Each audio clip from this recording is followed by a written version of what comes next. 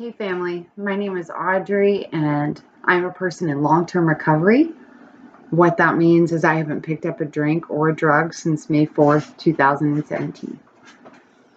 I am an alcoholic, a pothead, a pillhead, a cocaine user, a heroin addict that occasionally likes to smoke meth, like once a day. So anyway, my story starts in Nashville, Tennessee. I was born and raised there, and I had somewhat of a normal childhood. I don't know if it was a bad childhood or a good childhood.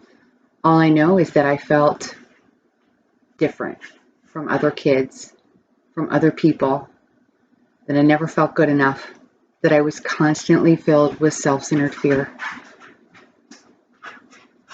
I would play out scenarios in my head that maybe something was wrong with me because I always felt this way, this sort of anxiety. And I had never really found a solution for that until I found alcohol. My first experience with alcohol, I vaguely remember. I was very young. It's a story that my mother likes to tell because it's funny.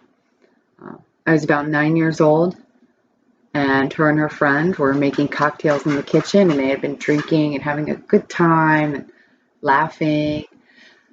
And I wanted to be like them. I wanted to feel that sense of ease and comfort.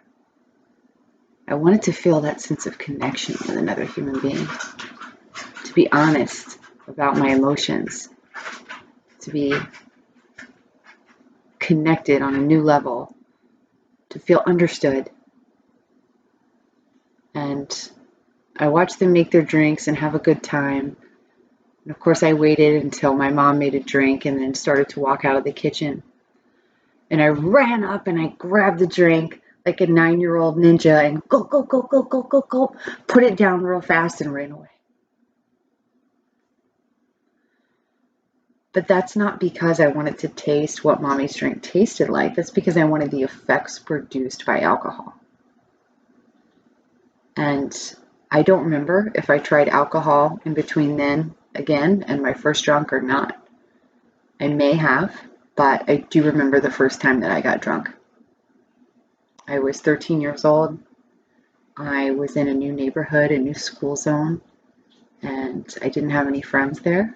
And it's the same feeling. It's this feeling of being different, not being good enough, not being able to connect with other people. And I felt it really strongly. And I had a friend over to my parents' housewarming party. And of course, we grab a couple bottles of whatever we could sneak away from the party, and we run upstairs, and I had my first drunk. I drank myself sick.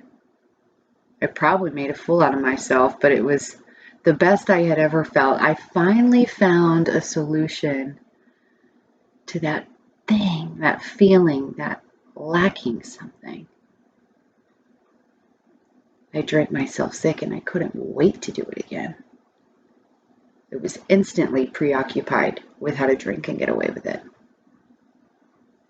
By the time I was 15, I was drinking before school and after school. By the time I was 16, I was doing that every single day, as well as mixing it with weed and prescription drugs.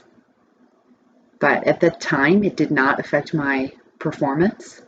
I don't know how, but I continued to make straight A's and play multiple sports and perform in all the areas that I needed to perform in and cover up my drinking and using. I was such a bad alcoholic by the time I was a senior in high school that I always had a water bottle full of vodka in my purse, always. And I would drink a little bit in the morning, and I would drink until maybe lunch, and then I would sober up, and I would go to sports practice, cheerleading practice, gymnastics practice, girls rugby practice, and then I would drink again right afterwards. And a couple of my friends' parents started to catch on at some point. They were like, "Why does your daughter always smell like liquor?" And they tried to call my parents and say, ring, ring, ring, Mr. and Mrs. Hill, we think that your daughter may be an alcoholic. And my parents, not understanding the disease, said, "Nonsense. She makes straight A's. She plays sports. She's a little rebellious, but there's no way that she is an alcoholic." And they truly believed that, and so did I at the time. I truly believed that because I performed well in other areas of my life that I was not an alcoholic. And I ended up getting a scholarship offer to college for sports, but I found out that they did drug testing. So I turned it down, and I bumped up my grades and got an academic scholarship. So there would be no drug testing because nobody was going to come between me and the solution that I had just found for my problem. I didn't realize this at the time. It was all subconscious that had taken over, that I needed a substance to function. By the time that I was 18 years old, I was a freshman in college, and I wound up in the hospital for a kidney infection that had gotten so bad it had turned into a blood infection. And when I finally got to the hospital, the doctor told me that I had maybe 48 to 72 hours to live had I not come to the hospital right then. And that didn't mean much to me then. It didn't. I brushed it off. I told everybody I was going to quit drinking, and I started doing more drugs because I quit drinking. And I started getting into different drugs. And I ended up dropping out of college my second year because getting into these different types of drugs had led me to become an entrepreneur of sorts. A amateur pharmaceutical salesman entrepreneur, very popular in the dorms. And I didn't think that I needed school anymore. So the first couple decisions that I made to put my drinking and my drugging above other things that were important to me were the first time that I turned down that scholarship, and then the very next year when I dropped out of college. Because I didn't realize it then, but partying, drinking, drugging, those things were more important to me than the goals I had in life. And that took me down a very long, dark road. My story from 23 years old to 27 years old is the exact same thing over and over again for 4 years straight. It is. I'm intoxicated. I get in trouble. I go to jail. They court order me to some sort of rehab or drug classes. I either don't go or I don't take them. Or I go to rehab and I get out. And I have literally no defense against the first drink. And within 24 hours, I am back to doing the exact same thing. It starts with a drink, it leads me to heroin, and I get in trouble again.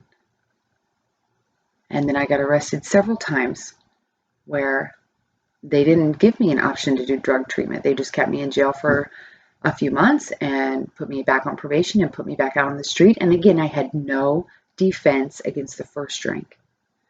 And I would convince myself that I could just have a glass of wine like a normal person, and I would end up being addicted to heroin, and it was just a matter of time. And if I wasn't doing other drugs, I was definitely drinking alcoholically. I could not stay clean off drugs and sober off alcohol at the same time. It seemed impossible. Yet I was unwilling to admit that that was my problem. I was in my third court-ordered treatment center, and I would still not admit that I was an alcoholic. I would still say, I think if it was just alcohol, I could drink normally. Even though I was an alcoholic as a teenager, I could not admit these things to myself. That's how powerful the disease is. And it still baffles me to this day. I truly believe that I could not at that time let go of the solution I had found for my me problem. And I didn't know it was a me problem until I got to Alcoholics Anonymous. The people in my fellowship taught me that the drinking was just a symptom of my real problem, and that I needed to work the 12 steps in order to have a spiritual experience and a new way of life. And that has saved my life. By the time I was 27 years old, I had countless arrests on my record, countless felonies on my record, and I was probably going to be sent to a minimum security prison to flatten my sentence. And my probation officer at the time went in front of the judge. And I thought this woman hated me because I had tried to pull so many stunts on her. I had ignored her calls. I had faked drug tests. I had done it all. And I was constantly in and out of jail. But she shows up at my court date and she says to the judge, "Your Honor, this woman is not a bad person. She just has a very bad problem. And I want to give her one more chance to get help." I could not believe that. I could not believe that, because 3 weeks earlier, I was sitting in that jail cell praying to God, please either let this detox kill me or help me get sober and change. And I wouldn't have even known that people were able to get sober and change their lives if I hadn't have been court ordered to the treatment centers before, where I'd seen other people that were doing it. And I did not buy into it then, and I did not try to get sober then, but it did plant the seed that it was possible. And there were women who brought AA meetings into jail that planted the seed that sobriety was possible for me, that it was a new way of life and I could do it. I didn't have to live that way anymore. I didn't try to get sober then, but when I finally did, at 27 years old, get on my knees in a jail cell and pray to God to please help me change, please help me get sober, or please just kill me. Just let the detox kill me, because I can't keep going on like this. When I finally did that, I was ready. The consequences didn't matter. It was about being willing to give up the lie to myself, the lie to myself that being an alcoholic or a drug addict wasn't so bad, the lie to myself that I could somehow control my drinking, I could somehow manage like a normal person. I could not. I had periods in my life where I managed and performed well and held jobs and made it seem like I wasn't an alcoholic or an addict. And I had periods in my life where you could look at me and tell I couldn't pay my electric bill, I couldn't pay my water bill, I couldn't keep groceries in my fridge, I couldn't function.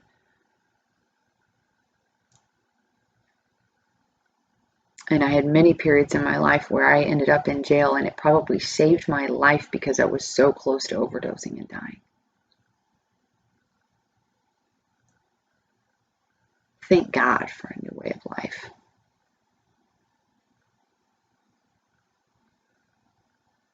Higher power is something very personal to everybody. Mine is my own. And without that personal relationship, I would not have been able to stay sober. But I didn't learn how to have that relationship with a power greater than myself until I got to Alcoholics Anonymous. My prior belief systems did not matter. I did not understand what it meant to live a spiritual way of life until my sponsor and the other women in AA taught me how. Today, I am going to be celebrating 3 years sober in a couple of weeks. I am a sober mom of a beautiful 1-year-old girl.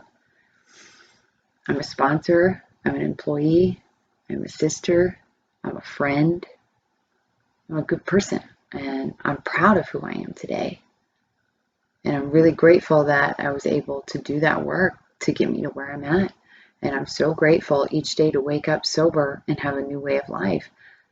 I have been through things in sobriety that are heartbreaking.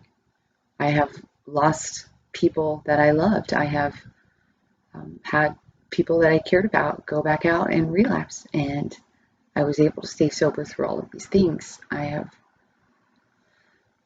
had many hardships in sobriety, but more than that, I've had more amazing times in sobriety. And getting sober doesn't mean that life is going to be perfect. It means that you're going to have a new outlook on life. It means that you're going to be able to walk through anything and still stay sober and still be okay, and that people will be there for you. Your support system will be there for you. And that is what is so important to me about recovery, is building relationships with other people in recovery. Because those are the people that help me see clearly. Those people are my mirror. They help me see myself. They help me see my strengths, and they help me see where I'm falling short. And they talk me through when I'm having a hard time. And they get me through another day sober. And every time I go through a hard situation, I come out on the other side happy, joyous, and free, with a new perspective on life, with a new perspective on who I am, liking myself a little bit more each day, loving myself a little bit more each day, and also loving other people a little bit more each day. I was in such a dark place in my addiction that I truly believed that I hated other people, that I just hated the human race. It's so funny, that was just a reflection on how I felt about myself. It had nothing to do with other people. I keep learning that. I keep learning that most of the things I experience are just reflections on how I feel about myself and how much I limit myself by not believing in myself. Anyways, I'm very grateful to be a part of this, and I'm very grateful to have told my story. I hope that you guys are staying safe out there during this COVID crisis, and that you're reaching out to your fellowships and to your sponsors and doing online meetings or whatever it is that you can to stay sober for one more day. And if you're having trouble getting sober, please contact us at Recovery Epicenter. Thank you.